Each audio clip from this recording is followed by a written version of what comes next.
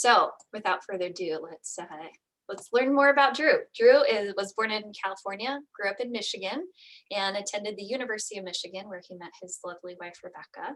And as most boy meets girl stories, Drew followed Rebecca to Chicago, and they both live there now in Evanston. Evanston and Chicago became their home and the place where Drew launched his career in finance. His first job was a runner in the trading pits of the Chicago Mercantile Exchange. And that job opened doors to other opportunities, which then opened doors to more opportunities. Drew worked at and was fond of hedge funds and a pension plan, graduated from the Kellogg Graduate School of Management and acquired the Chartered Financial Analyst designation. In 2013, Drew knew that it was time to open another door and sought out a family friend, Adam Stock, for advice. And over the course of many conversations, he realized that his career in life had led him to a very unique opportunity to do something special in the world of finance. And he joined our firm, the Next Level Planning Group, and Drew now spends his days helping his clients make optimal decisions with their money. And Drew and Rebecca have two wonderful children, Zoe and Alex. Zoe is a freshman at University of Wisconsin-Madison. And Drew has expanded his wardrobe to include several Badger shirts. I live in Wisconsin, for those of you who don't know, so I appreciate that, to complement his Michigan Wolverine gear. Alex is a middle school student, and he is winning the pandemic experience because e-learning doesn't make him go to middle school. So Drew is here to talk to us about the US Treasury and the Federal Reserve. Let's go ahead and welcome him. Over to you, Drew. Thank you, Cassie. That's very nice words. Thank you so much. I'm going to start by sharing my screen so that we can see the materials that I put together for today's conversation. And let me go to this view. I click here. Great. So today we're going to talk about the US Treasury, the Federal Reserve, and you. I'm really excited to be talking about this topic. As Cassie mentioned, at one point in my life, I was an MBA student, and I studied accounting, and I studied finance. But one of the most interesting classes I took was a class I took on the Federal Reserve. And in that class, I learned so much about the topic of what the Reserve does, how it works with commercial banks. And I just found this class to be so informative to me, and I'm really excited to be able to share this information with you, to teach you more about the Federal Reserve and learn about this institution. And also I think about like our motto. You can see it on our slide: to educate, empower, and to enrich. And I'm really excited to be able to share knowledge with you today. I've got a lot of material to cover. So if you have any questions, please feel free to put it in the chat box. I may not get to them today, but Cassie, myself, or someone on the team will make sure that we get back to you with your questions. So let's take a look at the team. 14 people. When I started at the Next Level Planning Group about 7 years ago, there were 7 of us, and now there are 14 of us. It's likely you've interacted with many members of our team. We've been hiring, we've been supporting the economy. We've got a really, really great team. So let's talk about the learning objectives today. There are a few. By the end of the day, it's my intent that you're going to learn more about monetary and fiscal policy. You're going to learn about the role of the US Treasury and its role relative to the US government's budget, the deficit and the debt and the difference between the two, the dual mandate of the Federal Reserve, tools for implementing monetary policy, and the response to the global pandemic by both the Treasury and the Fed. So let's get into it. Monetary policy, fiscal policy. What are they? How are they different? So monetary policy refers to actions taken by central banks to pursue objectives such as price stability and maximum employment. This is what the Federal Reserve engages in. And so when you hear the words monetary policy, the kind of words I want you to be thinking about are, it's the Federal Reserve. This is interest rates. This is inflation. This is employment. Those are the words that come up when I think about monetary policy, what monetary policy is trying to control. fiscal policy. This is the area of the US Treasury. It refers to the government's revenue collections and spending decisions. So the words I think about when I hear fiscal policy is tax, revenue, the budget, and spending. So when you're talking about fiscal policy and monetary policy for both of these two institutions.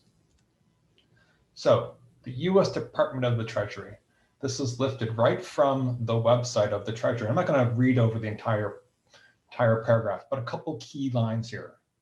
The US Treasury is designed to promote the conditions that enable economic growth and stability at home and abroad.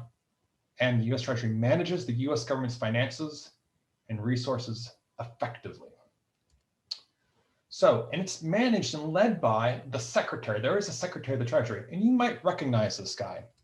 He's been on stage quite a bit lately. There was this really incredible play called Hamilton, representing the life of Alexander Hamilton. He was one of our founding fathers. And he pushed for this idea that the US government should fund the national debt and assume the debt of states. And he became the first treasurer, the first secretary of the Treasury for the United States. And then fast forward through time, some more faces you might recognize. Our 74th Secretary of the Treasury was Henry Paulson, also known as Hank Paulson.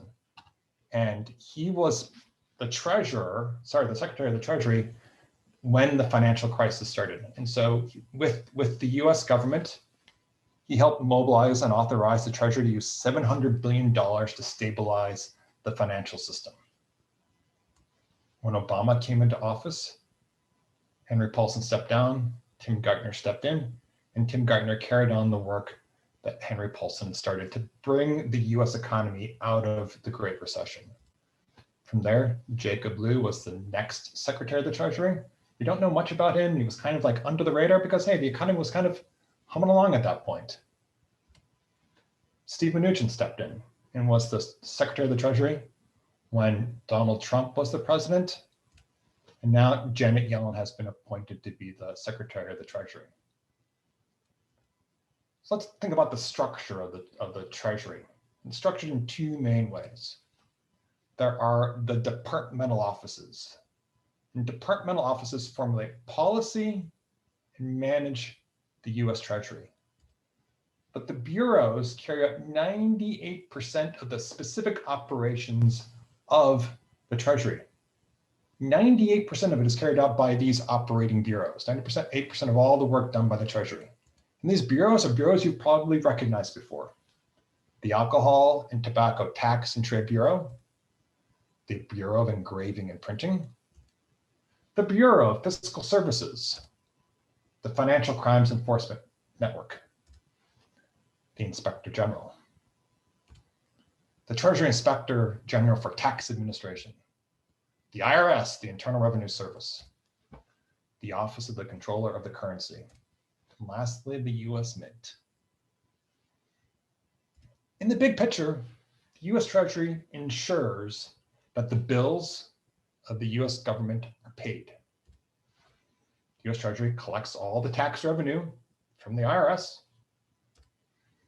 and then takes that tax revenue and pays all the government's bills.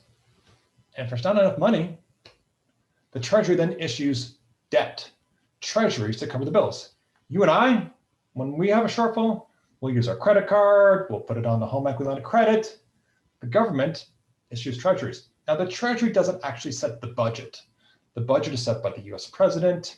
He submits a request to the Congressional Budget Office, and through a back and forth process, they tend to arrive at a balanced budget. Not every single year, but the Treasury just makes sure that the bills from the budget are paid.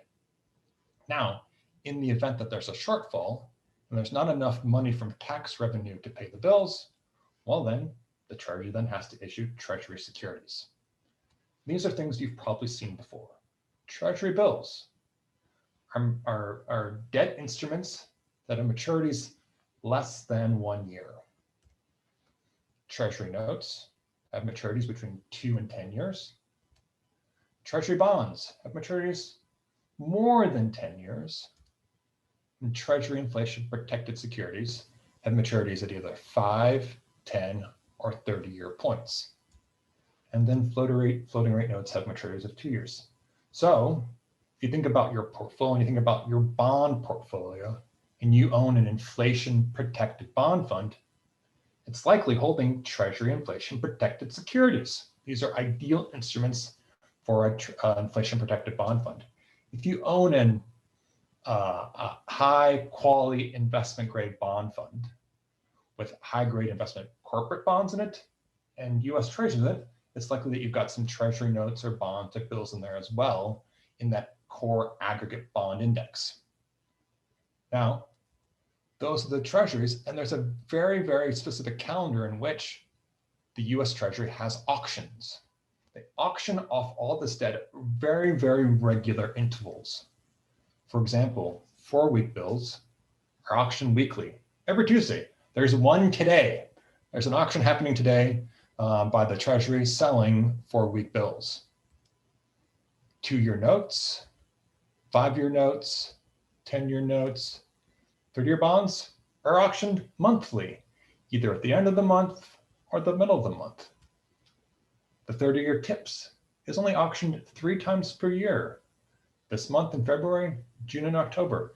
So depending upon the need and also depending upon the want, there's different times at which these can be purchased, but there's a very specific auction calendar in which the Treasury's out there selling the Treasuries in order to fill the gap. As of the end of 2020, this pie chart represents the overall composition of the debt that the US Treasury has issued. And we can see that just over half of it, about 53%, is in the form of notes. If you remember, that's anything between 2 years and 10 years. Bills represent about 24%. The bonds, the longer dated Treasuries that are greater than 10 years, are 14%. TIPS and floating rate notes round out the remainder. So this is the federal spending. Like, why is the Treasury issuing this debt? Why is it collecting the tax revenue? It's all to cover the budget. It's cover the budget of the US government. And this represents that budget. And we can see that there's some pretty large line items here. Social Security represents 23% of it. Defense and international security assistance is 16%. Safety net programs like unemployment benefits, food stamps, that's 8%. There's even a line item for the interest expense on the debt that's already outstanding. That eats up 8% of the budget right now, is just to service the current debt. Now the 2020 federal deficit has total spending planned, or we're in 2021, it's more than just planned. What happened was just over $6.6 trillion total spending. Well, there was tax revenue, but there wasn't quite enough tax revenue. There was a deficit of $3.3 trillion for 2020. This is where the US Treasury had to step in and issue Treasuries, those debt instruments, to fill the gap, to make sure that there was enough money in the coffers of the US government to pay all the bills for the planned expenditures of 2020. Now, what's the difference between deficit and debt? Sounds the same, like deficit, debt, are these synonymous terms? Do they mean the same thing? Well, there's a difference between these two words. Deficit is the annual shortfall between tax revenue and expenses. So every year when there's a shortfall, that's the deficit. And so when you hear the word deficit being described, this is what the reference is, that annual gap. The debt is the total of it. It's the accumulation of all the annual deficits. So that's like, what's the total amount of debt outstanding? Add up all the deficits and you've got the debt. So this page right here is designed to show you, well, how has the deficit, the annual shortfall or surplus, looked the last 20 years or so? What we can see here is in 2020 and 2021, that was the last time in recent memory in which there was a surplus. In fact, tax revenue that came in was greater than spending, and treasuries weren't required to be issued to cover the shortfall. And then we had the early 2000s, and we had modest deficits, under $500 billion every single year. And then the financial crisis hit. And massive amounts of spending had to happen. Tax revenues declined as people were unemployed. Businesses were not as profitable, making less money. Tax revenues declined. And so less revenue came into the US government. And then also to support the economy, the government spent more and the deficit rose. And we saw the high levels of deficit in 2008, 2009, and into 2011. And then it started to come down into about 2015. Then it started to rise again. We had the Tax Cuts and Jobs Act, which cuts taxes, which reduced revenue flowing into the government. But the bills didn't also decline. The bills also rose. And so we saw the annual deficit continue to rise. And then we had the great pandemic of COVID of 2020. And in order to support the government, there are major stimulus programs put forth to make sure that there was a floor under the economy to support companies and individuals and families. And deficit spending rose massively. So what you're seeing here is like that deficit spending isn't so much a function of the party that leads the Senate or Congress or the president. It's really a function of crisis. When there's crisis, that's when spending happens. And what's true about economies and thinking about economies from good times and bad times, the general motion is that when the times are good and economy is strong and people are working and businesses are making money, tax revenue should be flowing into governments. And in those years, there should be surpluses. But when times are bad, that's when the government has to spend. And so it's supposed to be kind of oscillating. When in good times, the government's collecting money to save for a rainy day. They're building up surpluses, stockpiling surpluses to spend it when there's a crisis. But what we're seeing here is that didn't happen. That hasn't happened in the last 18 years or so. Even when there were good times, they weren't good enough to create a surplus to save for a rainy day when something like 2020 came along. We've just had to add more deficit on top of the prior deficits. So here we are. Taking all that information together, we can see that in 1995, the debt was about $5 trillion. And now we're sitting on a national debt of just under $28 trillion. That's roughly $80,000 per person in the US. Children too. If everyone wrote a check for roughly 80 grand, we'd have the national debt paid off.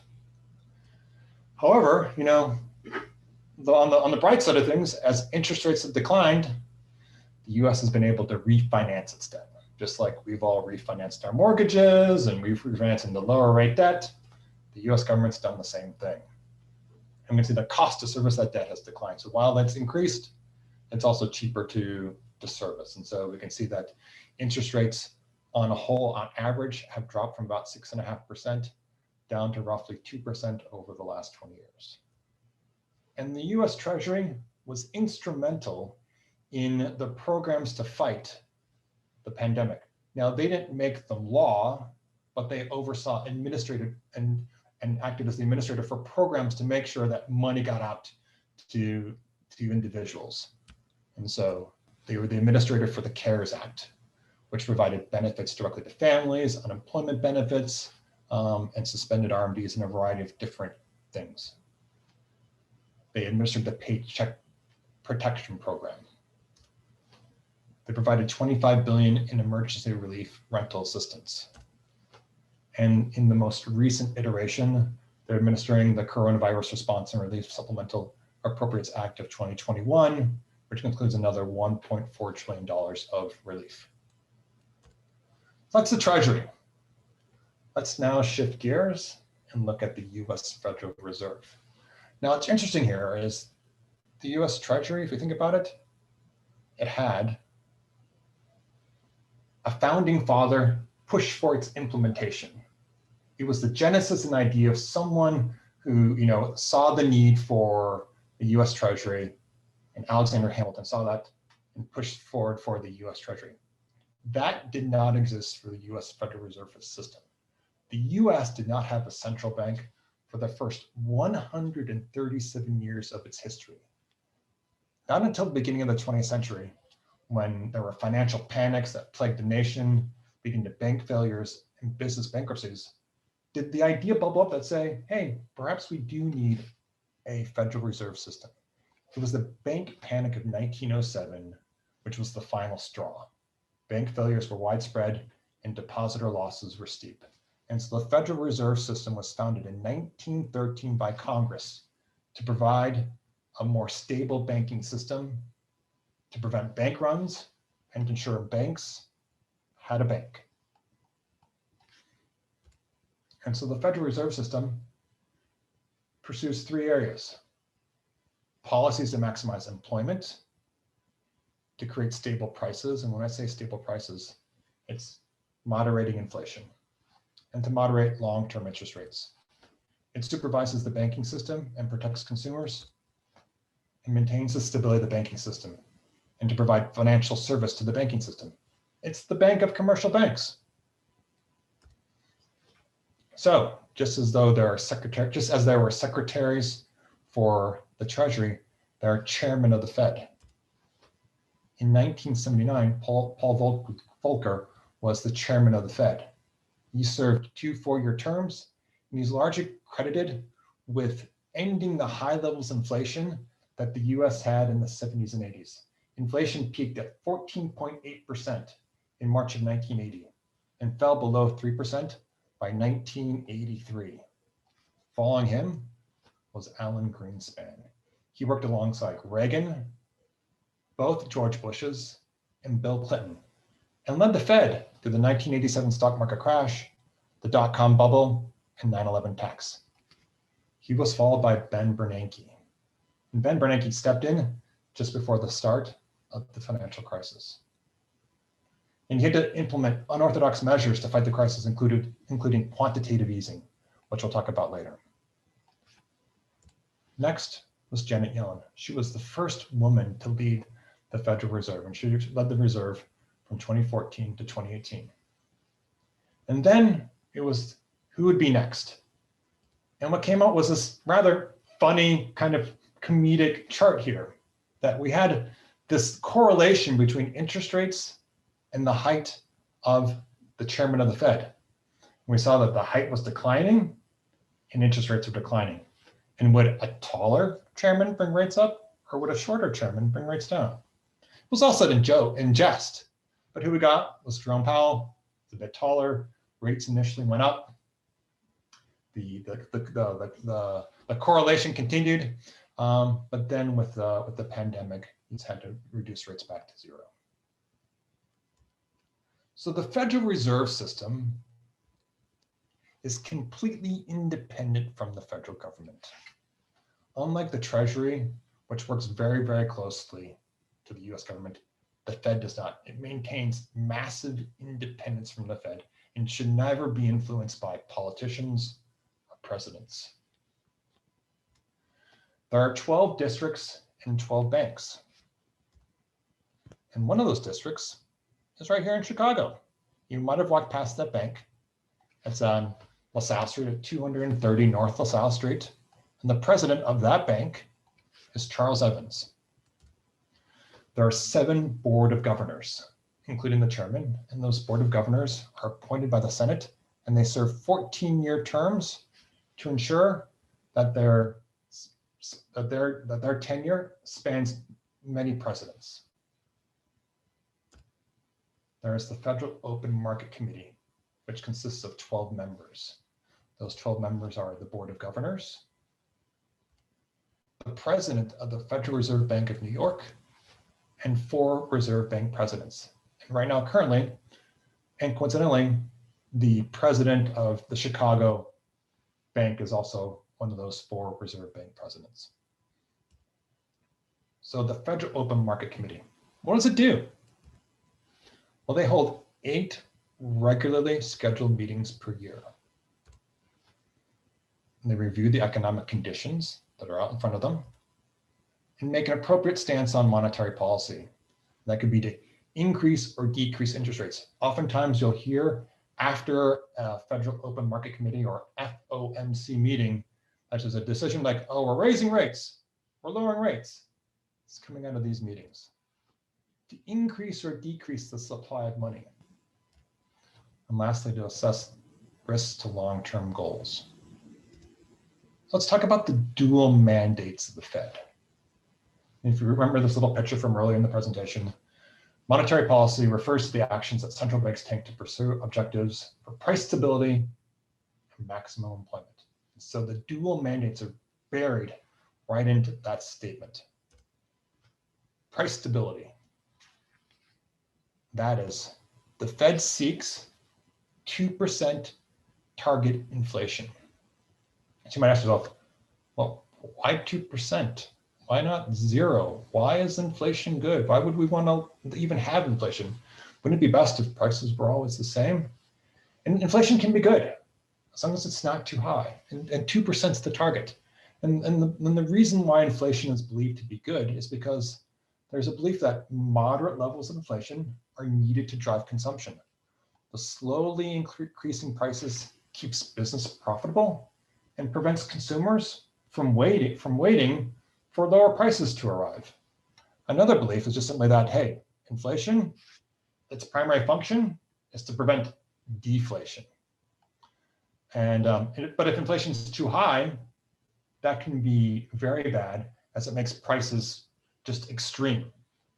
I don't know if any of you have a teenager at home. I do. And what he wanted for the holidays was the Xbox Series X.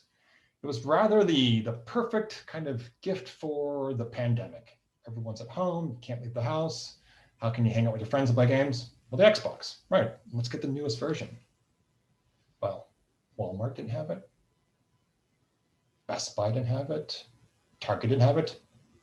Microsoft couldn't make these fast enough. And I walked into Best Buy one time and I asked when is this going to show up? And the guy said to me, like, I don't know, just check the website.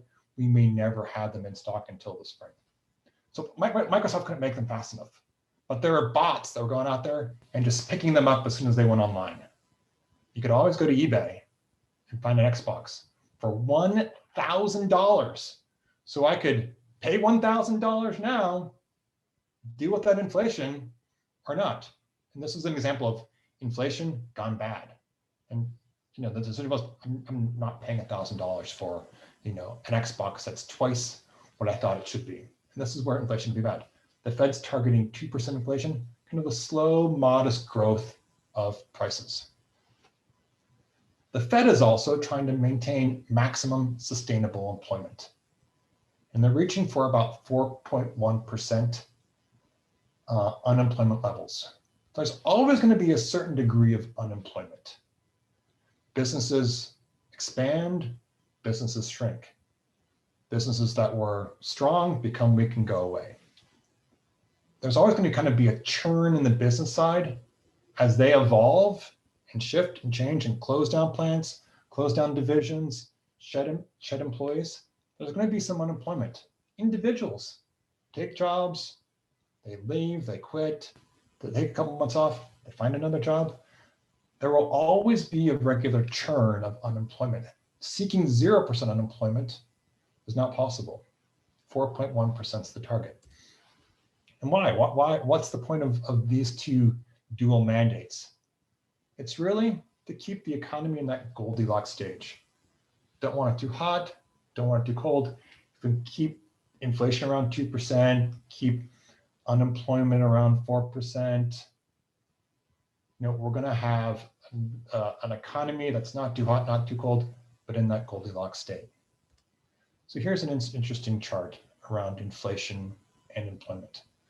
The top line, the blue line, is the unemployment rate, and the red line is the inflation rate. And each one of these gray bars represents a recession. The wider the gray bar, the longer the recession, the narrower the gray bar, the shorter the recession. What we see is when a recession hits, these two lines diverge. Unemployment shoots up, inflation shoots down. They both just spread apart. And you can see how that spikes. And then when you come out of that, they start to converge. And we see that what's happening is that the unemployment's coming down, inflation's starting to rise. And as unemployment's going down, the economy's getting hotter, it's picking up, asset bubbles are starting to form, and then we move into another recession and then another big spike. It's trying to control those things and minimize the impact of rising unemployment and dropping inflation, even like inflation going the other way. So these are the two metrics it's looking in that dual mandate to oversee the economy. Now, what are the tools for monetary policy to help, like if that dual mandate is price stability and employment, what are the tools to oversee that? And the Fed uses interest rates, open market operations, and number 3, reserve requirements. So let's spend some time talking about these 3 different tools. Interest rates, we're talking about 3 rates for now. The Fed funds rate, the discount rate, and the prime rate. The Fed directly has control over some of these and influences other rates. So the Fed funds rate, this is the rate when the Federal Open Market Committee meets and they assess market conditions. They'll come out and say things like, we're keeping the Fed funds rate where it is, we're raising it, we're dropping it. And right now, the Fed funds rate is at a range between 0 and 0.25%. This is where it is right now. The Fed funds rate is the overnight interest rate banks charge one another to borrow money. So why would a bank charge another bank money to borrow money? It's a good question. So imagine a bank sitting there. What do banks do? They take in depositor money. So depositors show up, deposit money in the bank. The bank says, thanks very much. I appreciate your business, but now I'm going to make some money. I'm going to lend some money out. They make mortgages, they make loans to businesses, they lend it out. But they always want to maintain some amount of money in the vault, because what if depositors come back? What if depositors come back and say, hey, I want to make a withdrawal. I need to go buy a car. I need to take some money out of the bank. Well, the bank needs to make sure that it has enough cash in the vault to meet the needs of depositors when they come back. And if they're getting concerned that there's not enough money in the vault, they can always go to another bank. Say, hey, getting a little short here. Can I borrow some money? I'll borrow the money at the Fed funds rate, 0.25%. And that's the rate that is set by the Fed. And that's the rate that banks can lend to one another. Now that interest rate has influence across the entire term structure of interest rates. This is an overnight rate, but we know that there's, just from an earlier slide, there's 1-year notes, there's 10-year notes, there's 30-year bonds. There's a whole spectrum of interest rates.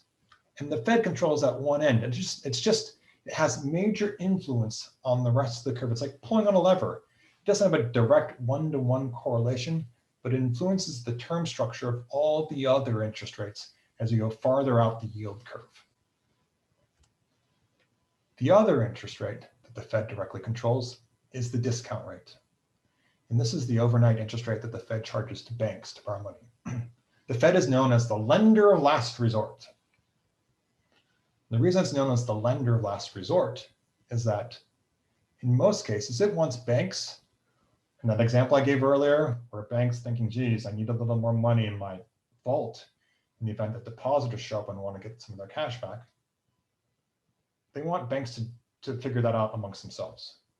But if other banks are saying to the bank that's asking for the money, sorry, I can't lend you any money, even at 0.25%, because I need to make sure I meet the needs of my depositors. And if enough banks say no to the bank that's looking for money, can always go to the Fed. Can always turn to the Fed and say, hey, Jerome Powell, can I have an extra $1 million to put in my vault to make sure I've got cash for the depositors who might come back? And they can, and they'll borrow money at the discount rate, which is 0.25%. Typically, those rates have a slight spread. Typically, the discount rate is at a slightly higher rate. But because of the pandemic, the Fed brought those two together. But normally it's a higher rate, and that's why the Fed is known as the lender of last resort, because they don't have the most attractive interest rate. Prime is just the Fed funds rate plus 3%. That's all it is. So when you walk into a bank and you see prime advertised, that's where prime's coming from. Fed funds plus 3. These are all different than deposit rates. So deposit rates is the rate that you experience when you come to the bank and you want to put money in the bank. And oftentimes, where you might be seeing right now is like, why is Capital One offering 0.5%, but Bank of America's offering practically 0? Why is there such a divergence between deposit rates? And the reason simply is that, banks want to attract new banks, and smallish banks want to attract depositors, because banks are in the business of taking in money, lending it out. And so a new bank might say, look, how do I attract depositors? Offer a higher interest rate. Also, big banks like JP Morgan Chase, Bank of America, they have a huge on-the-ground infrastructure. With banks, with tellers, with ATMs, got to pay for that somehow. It's coming out of the deposit rate. So this is a history of the Fed funds rate. This is the rate that the Federal Reserve controls. You can see that going back into the 1950s, it was very, very low. It rose up into the 80s and then came back down. You can see the gray bars, once again, represent recessions. You can see that kind of the steady movement of the economy. Going into a gray bar, rates are rising. Coming out of a gray bar, out of a recession, rates drop. And that's what the Federal Reserve is doing. Going into recession, the economy is picking up. It's getting hotter. Asset bubbles are forming. Money's chasing bad investments. And the Federal Reserve is raising interest rates to clamp down on that. And sometimes this is enough. We go into a recession and interest rates fall to then promote growth. Get money out there, lend at cheap levels, start to get the economy going again. And then rates rise and they fall. This is kind of a constant pattern. Rates rising, rates dropping, rates rising, rates dropping through the Fed funds rate. And I mentioned this idea that the Fed funds rate influences the term structure of interest rates. Well, this is the next slide here. And I've got an overlay here of the Fed funds rate, which is that overnight rate, plus the 30-year bond, the 10-year bond, the 10-year note, and the 2-year note. And you see is they're not sitting on top of one another, but directionally they're moving together. They're going up together, they're going down together, they're moving together. And this shows the influence that the Federal Reserve has on the term structure of interest rates across the entire yield curve when it sets what the Fed funds rate is. Now, the second tool is open market operations. Talked about the 3 tools that the Fed has. One is interest rates, the second is open market operations, the third is reserve requirements. We'll get to the reserve requirements in a moment. Open market operations. What is that? It's designed to add or remove money from the banking system. So think about money as a good. It's just a good that experiences supply and demand. And the more supply of it, hey, like the price goes down. The less of it, the price goes up. And how is the price determined? By the interest rate. And so all open market operations are designed to do is increase the supply or decrease the supply. And how does the Fed do that? Well, the Fed buys treasuries or sells treasuries and then uses the treasuries to either place money into the banking system or pull money out of the banking system. So there's 2 forms of monetary policy here. In a weak economic climate, the Fed pursues loose monetary policies to promote economic growth by decreasing interest rates and increasing the supply of money. In a strong economic climate, the Fed pursues tight monetary policies to cool a potentially overheating economy and rising inflation by increasing interest rates and decreasing the supply of money. So think about an example. Jim, well, I'm just going to pick someone fictionally.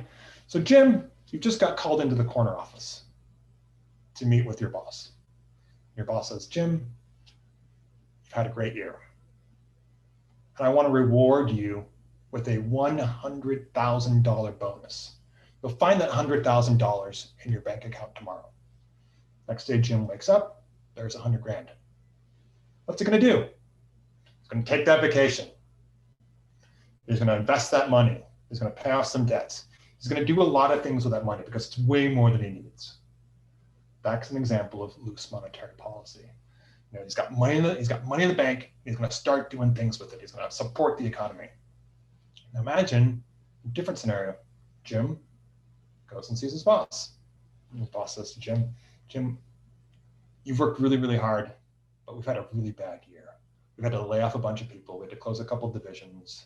And I hate to say this, but we're going to have to cut your compensation. We're going to have to cut your salary in order to make sure that we can live to see another day. And next day, Jim gets his paycheck, and it's smaller. So what does Jim do? Well, he tightens the belt, spends a lot less. He's hanging on to his money. And so this is an example of tight monetary policy. He has less money now. Jim's got less money now, and he's going to be more careful about the decisions he makes with his money.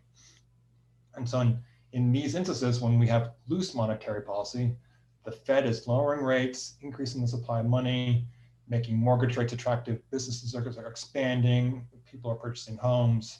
The Fed is trying to promote economic growth and economic activity. When the economy is really hot, then the Fed's concerned that it's going to overheat. Just the opposite. The Fed's pursuing tight monetary policies to limit the impact of asset bubbles. It's going to trying to have people and individuals and businesses not take certain actions that might add to the formation of asset bubbles. So how does the Fed do it? Let's cut through one way through tight monetary policy to decrease the monetary supply through open market operations is done like this. So the Federal Reserve reaches out to a primary dealer. A primary dealer is nothing than a big bank. Let's just pick on Bank of America. So the Federal Reserve reaches out to primary dealer, Bank of America, says to Bank of America, hey, I've got a T-bill. I've got millions and millions and millions of T-bills that I have on my balance sheet that I want to sell. And I want you to buy them. The primary dealer has to provide a bid. Says, okay, I'll buy them. So the primary dealer has a bank account at a commercial bank. It goes to its savings account and takes cash from the savings account and sends it to the Federal Reserve. The Federal Reserve has just sucked cash out of the banking system. It's taken out of commercial banks and replaced it with a T-bill. This is how the Fed, through open market operations, pulls money out of the banking system, how it pulls the supply of money out of the banking system. What about the opposite side of it? What if it wants to increase the supply of money? What if it wants to have more money in the system? Just flips it around, goes to the primary dealer, goes to Bank of America. Hey, I want to buy some T-bills. Send me your T-bills and I'll pay you for them. The Federal Reserve then sends cash, takes the T-bill off the balance sheet of Bank of America. Bank of America now has cash, deposits in the commercial bank. The commercial bank's now sitting on cash. The commercial bank's got cash. And now the commercial bank, could be Chase, could be any of the banks. So okay, now we're going to have to get this money out of the system. So this is through open market operations, how specifically the Federal Reserve is either able to put cash in the banking system or pull cash out of the banking system. So let's talk about the third tool. And this is the reserve requirement.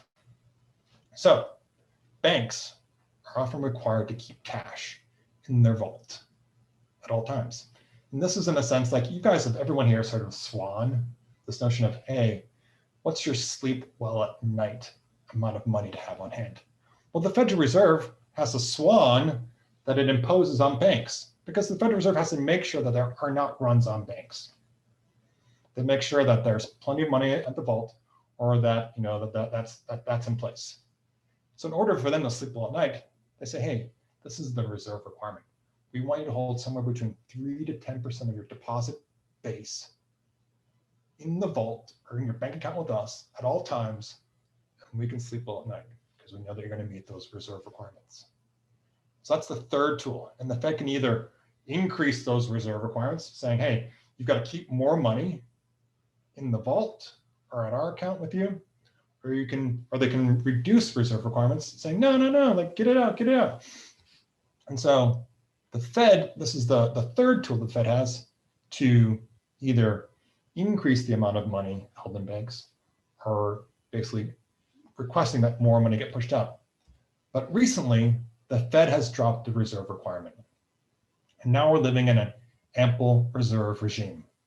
On March 26, 2020, the Federal Reserve dropped the reserve requirement to 0. So in the not the pandemic, but in the Great Recession, what happened to many banks was they held underperforming loans, non-performing loans, they invested in assets that did poorly. And the result of that, their response has been to tighten up their lending standards. And so they've continued to keep their lending standards rather tight. And here we are in this pandemic, and the Fed really wants money pushed out into the economy to support business growth, business formation.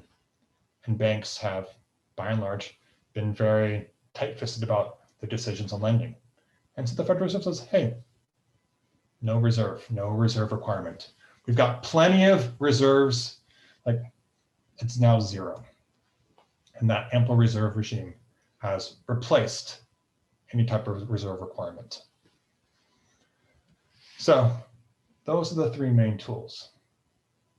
It's the interest rates, it's open market operations, it's the reserve requirement.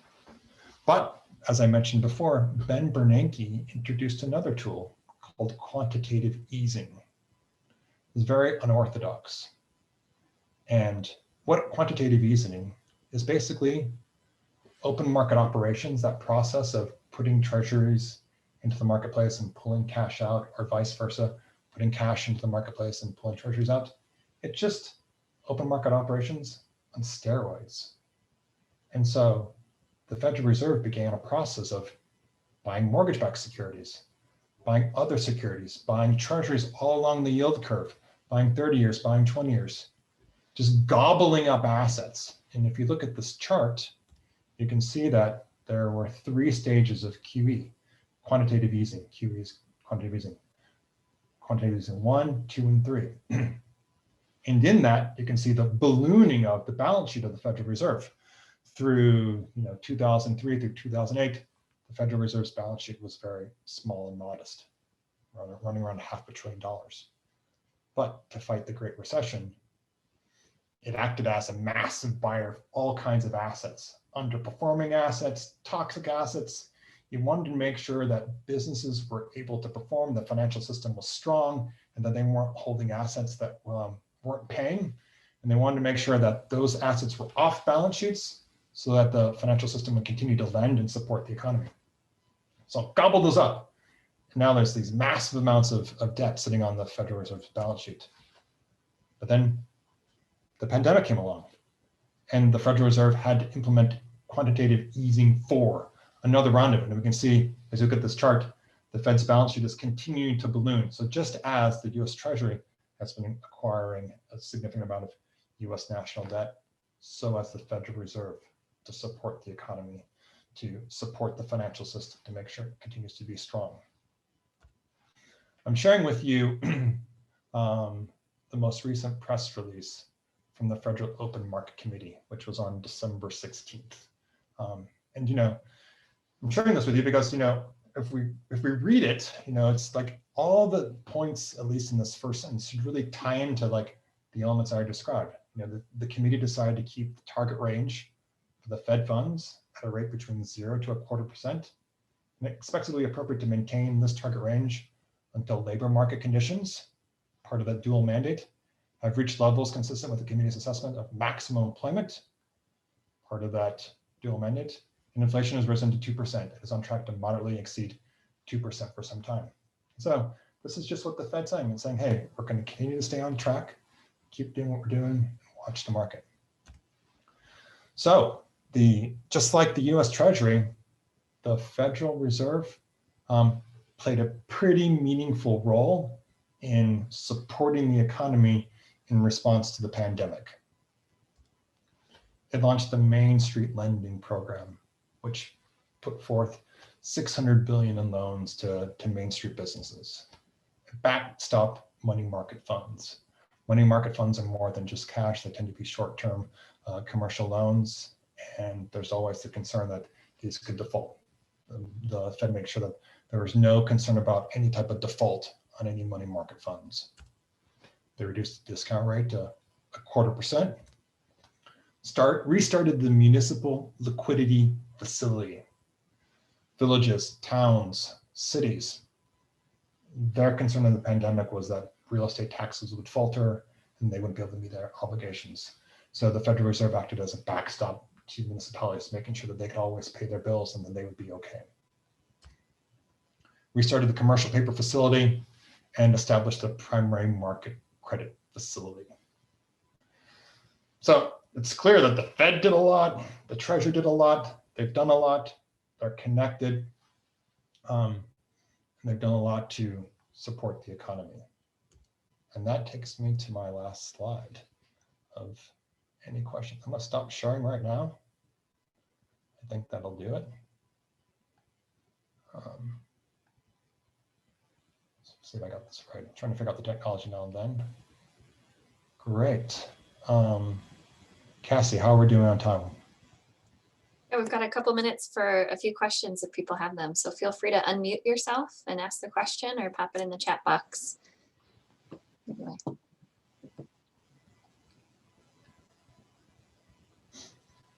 Excellent information, Drew. Thank you for putting that together. That was like a crash course, all you need to know, all in 1 hour. So that was really helpful. I definitely learned a few things. Thank you. Drew, I had a question. I popped it in the chat box, but I'm not sure I did it correctly. So let me verbalize it. So where does the Fed get the money to buy assets from the banks in this whole process? The Fed makes it out of thin air. Well, they're not the Treasury printing money. No, they make it out of thin air. And what does that mean exactly? It means that they put more, what it means exactly is that they've added more money to the banking system. So the Treasury, oversees like the US Mint.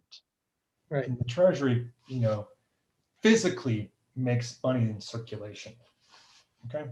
Now, the Federal Reserve, when it takes assets out of the balance sheet, when it takes like securities off of other institutions' balance sheet, it just gives them a deposit of money that they've made up.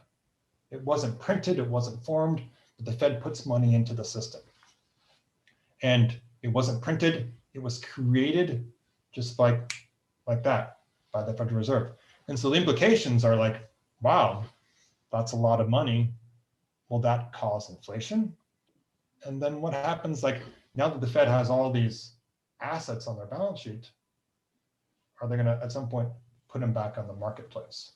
And so that is one of the kind of the questions that remains outstanding is by the Fed at the switch of this printing press, just creating money, will that cause hyperinflation down the road? Will that erode the value of the US dollar and the value of the currency? I mean, that's the question that is asked. And because the Fed is able to just, in a sense, magically print money. Okay, well, I'll have to try to digest that a little bit more. But I do have a second question. Compared to other countries, the European Union, China, other countries, how do we stand with regard to how we are handling this whole financial piece of the present economic situation? I would say that compared to most developed countries, how we're handling it is very similar to other developed countries. Not that different. The central banks' balance sheets, like the ECB, the European Central Bank, their balance sheet is also swollen with assets as it's supported, the economy. It's same for Japan, and so in that regard, it's very, very similar. Okay. So basically, it's public entities propping up the system by assuming a lot of debt. when you come right down to it. Correct, correct. And public entities, or even like you can just call it governmental entities. Right. I mean, the Fed is the government entity without influence by big government, Right. but it is absolutely propping up the economy. Absolutely. And you know, that's a whole nother conversation. But this is like, you know, like, how does it work? You know, the other question is like, well, like, what does this mean long term? What are the longer term implications? What is the result of the Fed providing cheap money, and how it potentially enables companies that should have gone bankrupt to go bankrupt, but they haven't because they can get cheap lending? You know, does this lead to the misplacement of and the misallocation of capital towards businesses that should have defaulted because of just cheap money? So that's a whole nother conversation. But you know, this becomes the follow-up questions of now what? Where do we go from here? Right. And you'll excuse me, I have another meeting at 3 o'clock actually. So that was a very good presentation. Thank you. And I'm sure we'll. Thank you. Yes, and thank you again, Drew. For those of you that are still on, please join us next month, March 9th at 2 p.m. for a presentation on Medicare. And I'll also send out an email. If there's other topics you'd like to hear about, please feel free to let us know. We're going to be polling you on that. So thanks for joining us again. Thank you, Drew, for the really, really great information. And we hope to see you next month. Take care, everyone. Thank you.